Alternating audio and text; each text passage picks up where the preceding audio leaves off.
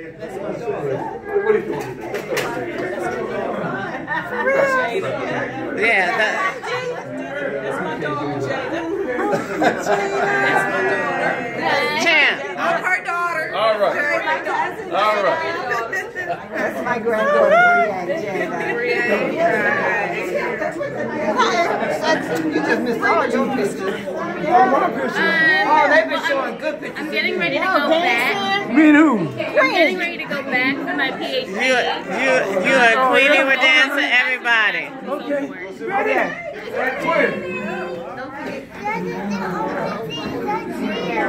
Take that tape out so it won't start again.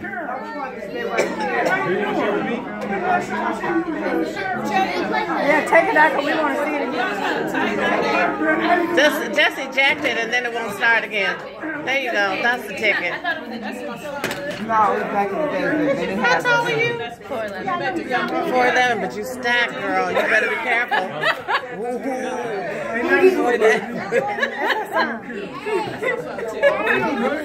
This is Abdullah. This is Abdullah, Vicky's son.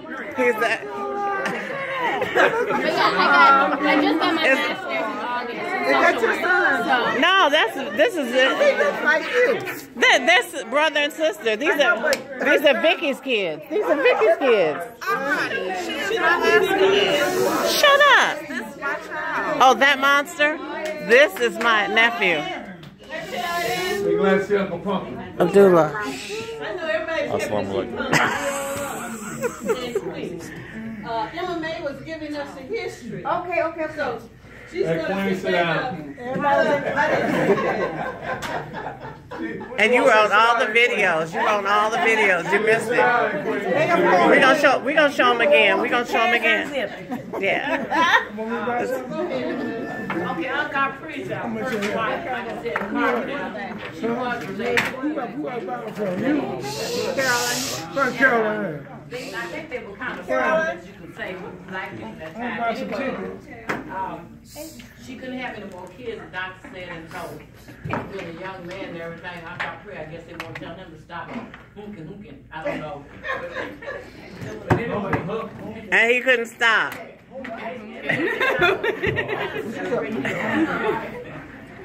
so What's your mother in the medical field? She's a nurse. That's what I'm saying. What's your uncle? She does that. She's really mysterious. they sent Yvonne She's scary. and She used to examine us when we were kids in the kitchen. She'd say, I want to see your stuff. She's the one that found out that Vincent's testicles hadn't descended. And so Donnell could speak Polish. She's my cousin. Polish. I can take her. And Yvonne could really knit. And she taught Donnell how to knit. So Donnell and Shut up. Yvonne was there with the aunt, but Marvin stayed with somebody else, Carbondale. Anyway, so finally Yvonne, she married and lived across the street from her aunt in Hamtramck, and they eventually sent for Marvin. Marvin went to the service, and then he come back there. But Donnell was worked for the Port Authority in Detroit, and when the Pope came one year, the Port Authority was trying to say something, and the Pope was speaking Polish, and Don was working there, and so they couldn't even understand, but Don did, so he talked to the Pope. He interpreted for them what the Pope said. They said, this black man speaking Polish, you know, like that, but he was down at the port. That was Donnell. Well, he died a few years ago, so his wife still lives in Detroit. Marvin, you know, is sick, and Yvonne is in she got her own apartment out there in Detroit for age, but she's not old. She goes to the dining room and eats and everything. And she's old. I got people in the nursery home in Detroit, and I went to visit, and I never forget. I went there. Shut up. He asked me to please get him some food, and you know when you see relatives like that, you just make you sick. So I was married to Paul, so I went out and got him chicken, fried chicken. You know, we gotta eat fried chicken. And he was so happy, but it wasn't too long after that he died. I really wanted to, if I'd been in Detroit, I would have took him to my house and took care of him, but they never just take him in. He stayed in the nursing home. But he would always help you out. He would always help you out some kind of way. You know, if they give you $5 or $3, that was a lot then. I'm gonna take Mama's history. And then that comes to A2. A2 was something else. Yeah, wasn't she? But she was kind of the backbone of the family, because we could always go. You could always go visit A2. She wouldn't necessarily tell you not to come. She may not want you there, but she wouldn't tell you not to come. Can y'all listen, please? Give my mom some respect. Thank you. So anyway, I went to visit her in the 50s, I think, from school one summer, and they lived on Orange Street upstairs, and I would hear stories from them. They would tell me what happened, you know, that like during the ride in Detroit, how Uncle Son, her husband, said he ran all the way to Flint. I don't know how much true, but it was such a bad ride. That's what he said. Anyway, they had a son, Booker T, and 2 daughters, Sonora and Charlou. Right, You all know them, okay. Booker T just died recently, and Charlou died, and then Sonora. But anyway, Barbara Jean, her granddaughter, lives in Milwaukee. Right. She wanted to be here, but she had already made an engagement to go somewhere on a trip with somebody with her church. So she couldn't come, but she's got a lot of history she's been looking up on her daddy's side and on Charlou's side, which is our side. Oh, Emma? Emma, excuse me. They just recently tore into his house down. Oh, they did tear it down? Just recently. It's all new homes in there now. Did we still own it?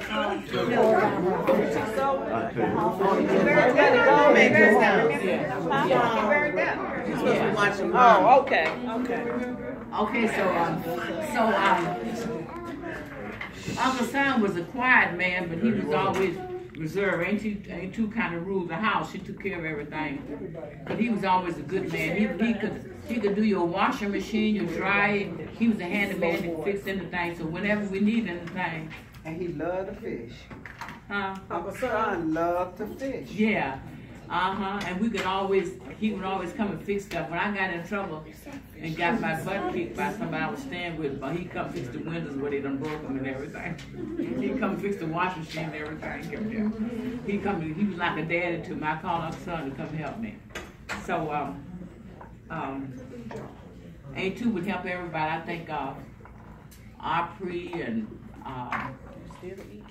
Matthew, everybody went through A2's house.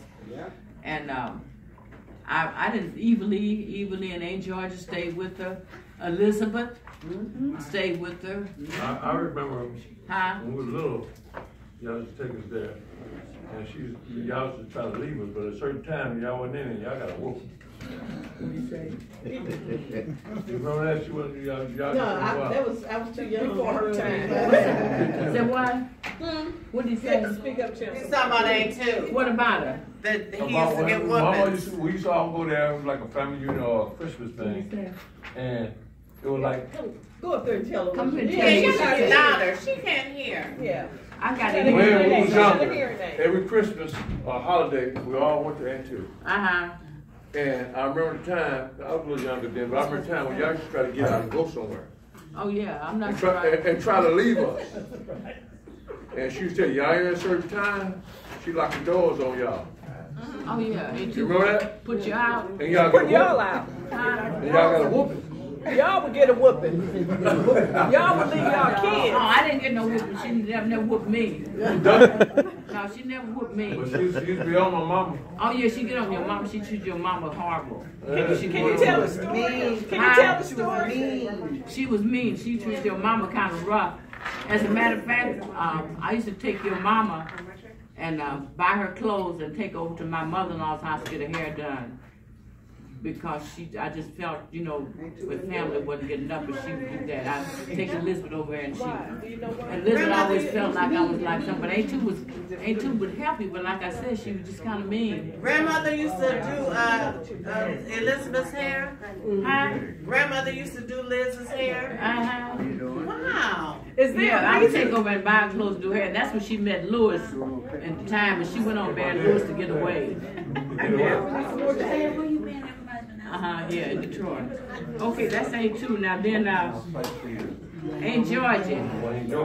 Aunt Georgia was the kind of aunt that she would tell you what she thought, but she would love you to pieces. If she'd do anything. She always was an aunt that go visit the sisters that was sick. If any sister was sick, she would make a business to go see and take care of them. I remember she would come and look after Aunt Neely or anybody like that. But Aunt Georgia had one daughter, but she had twins and she had quads, but they died at birth in Evansville. And she only had one daughter living, Eva Lee. Well, Eva Lee just died about a year ago. But Aunt Georgia could cook dumplings. Aunt Vernon said that she had triplets? Yeah, she had triplets. That's what I thought. Huh? Aunt Georgia had triplets. Yeah. Aunt Georgia had triplets. But they died. They died. Aunt Georgia had triplets? Yeah, but anyway, it was a black hospital here in Evansville.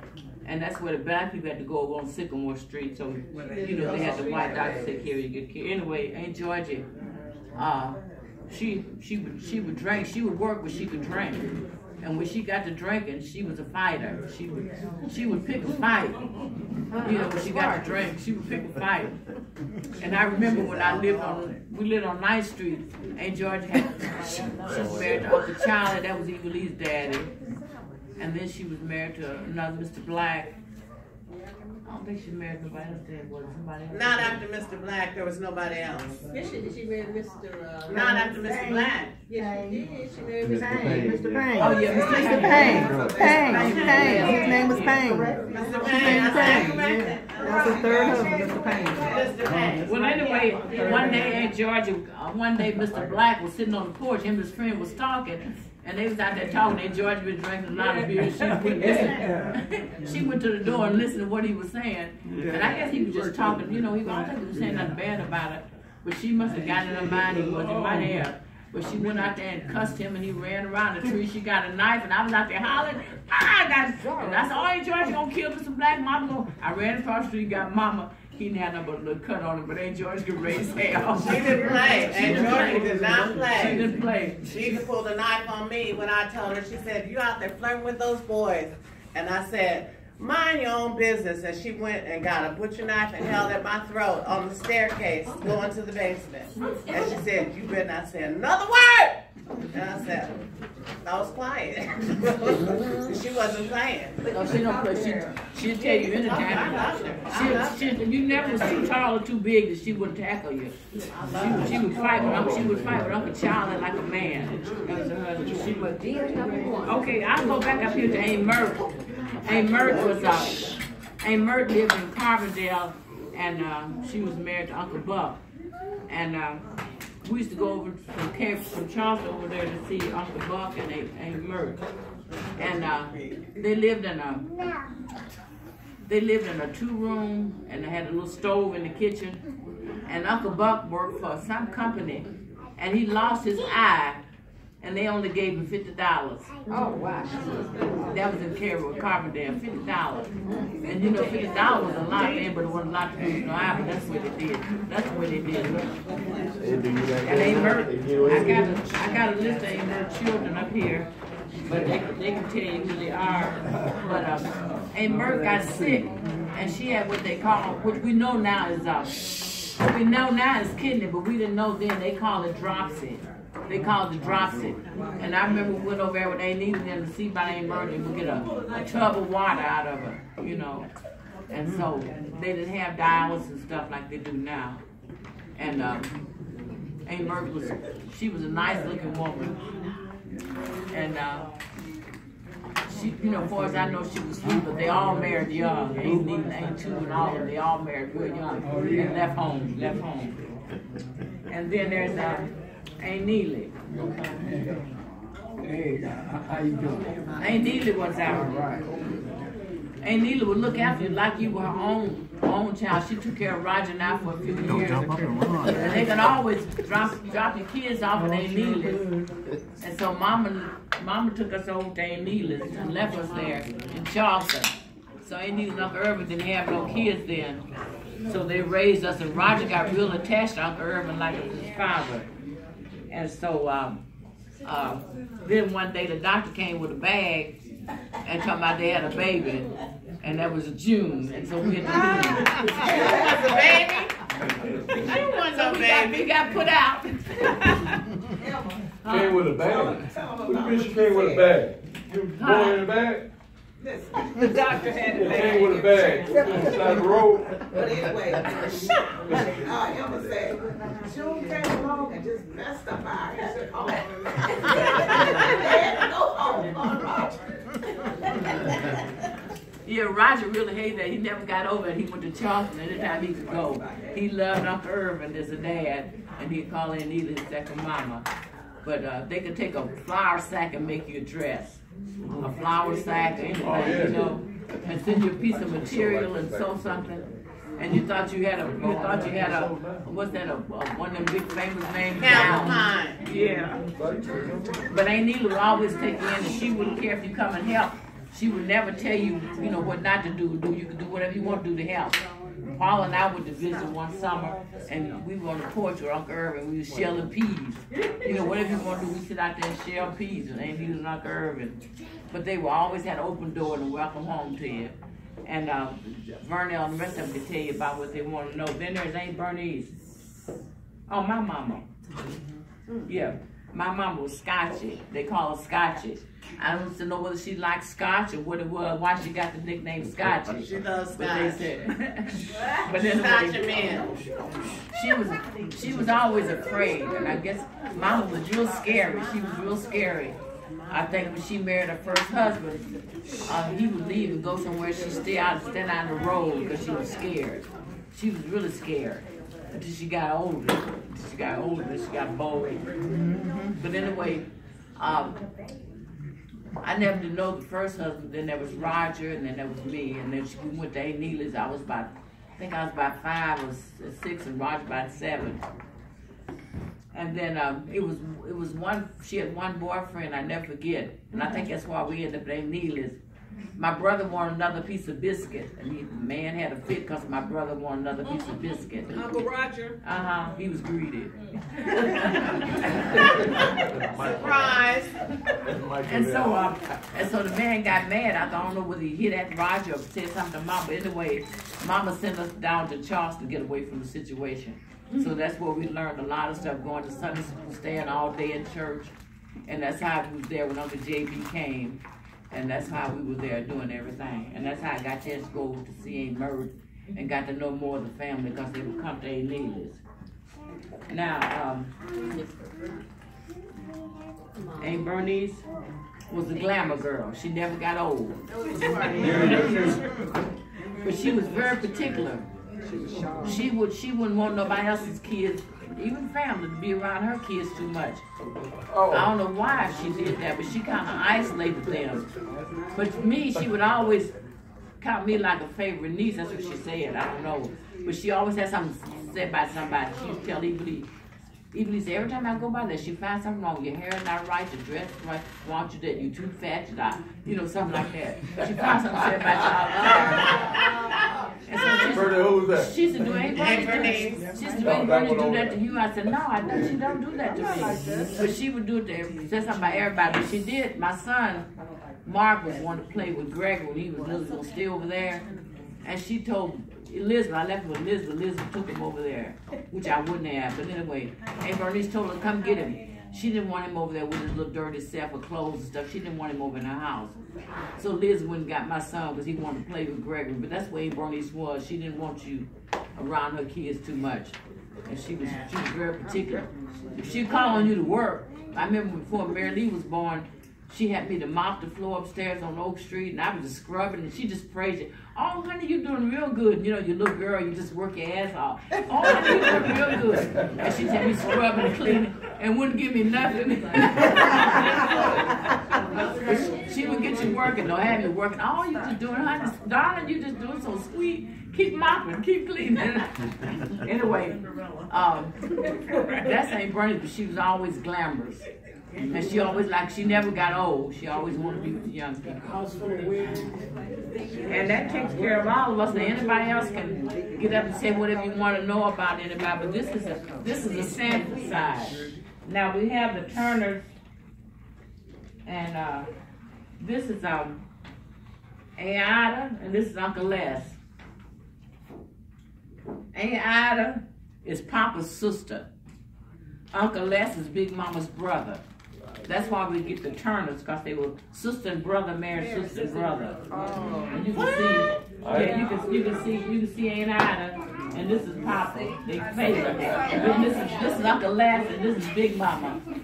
So Uncle Les married Aunt Ida, and Papa married Big Mama. So brother and sister. That's why their mama used to say it was double cousins. I thought the Turner, somebody would be here tonight from St. Louis. What we got is Al Turner was Mama's first cousin. There was a bunch of them. I got their names up here. Then Al had a son named James and another brother come to our reunion. You remember James? James Turner used to come to our reunion, and he had a brother that got killed when we had the reunion here in Detroit for the first time. Anyway, Al had 2 sons, and James's one son lived in Kokomo. Well, you know James in Kokomo because he was like Al. He would help you, and I had a nephew that was incarcerated up there near Kokomo. And James would go up there and write him letters or give money and send money. That was Al's son. So that means Al was Mama's first cousin. And that would make James, I don't know how that works, except my second cousin, I guess. But anyway, that was the Turner side. And James died not too long ago in Kokomo. I went to his funeral. And he has 2 daughters that lives in St. Louis. And I told them about it, but they were going to come. I don't know whether they're making it or not. But we got cousins in St. Louis. I don't know what's 3rd cousin or how you count it. I don't know when the bloodline runs out. I don't know where that one runs out. But anyway, that's the Turner side. And then Russell Lynn, you all remember Russell Lynn? That was Ida's daughter's child, Cousin Clara. Well, Cousin Clara lived to be 100. Let's see, I got a picture up here. Cousin Clara, here she is. Cousin Clara was Ida's daughter, and Al, her brother, had money. He was wealthy, and he would take care of Cousin Clara. Whatever she needed in Hickman, Kentucky, he would fix it. She wanted a TV, he sent it. Whatever she needed, Al would take care of her.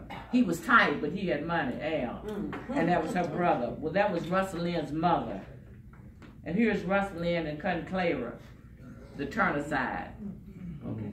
She was 100 years old, and that was in 2002. And she was in Union City, Tennessee, at this nursing home. And then this is Uncle Les. Uncle Les was lazy. Yes. Any good traits? Huh? Any good traits? You could always, huh? Did he have any good traits? Yeah, he had good traits. He sit on the porch.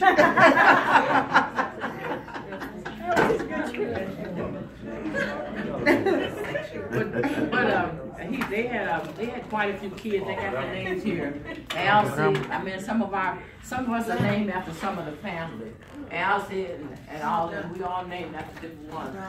And so they were named after some of the Sandford. My arm don't. Her name is Turner. She was after Turner. I don't know how to check. But anyway, Ida was she always worked with that. They had a little house in Kentucky, and I used to go across the river and visit sometimes. Keep going. And I got this scar from her oven.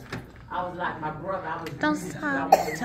Don't stop till you get enough. Keep going. Keep going, Paul. And I'm going to hit my eye. Anyway, that was an eye. Oh, come on. When he died, There he is. they had his funeral. The daughter of the name came, and they said, And there's our pre just came in the door. Poor Les. He worked, and the daughter said, he ain't done a damn Then thing. them My trade mama seats was with me. doing lazy. And that's what the daughter said in his funeral. He ain't done a damn thing. Lazy. And this is not the last. He's died being lazy. And now, you heard me talk about Hey, baby, no Facebook. Oh, shut up, my friend. This is too big to go on Facebook. This is too big. I can't do it. No, please no. I won't. I won't.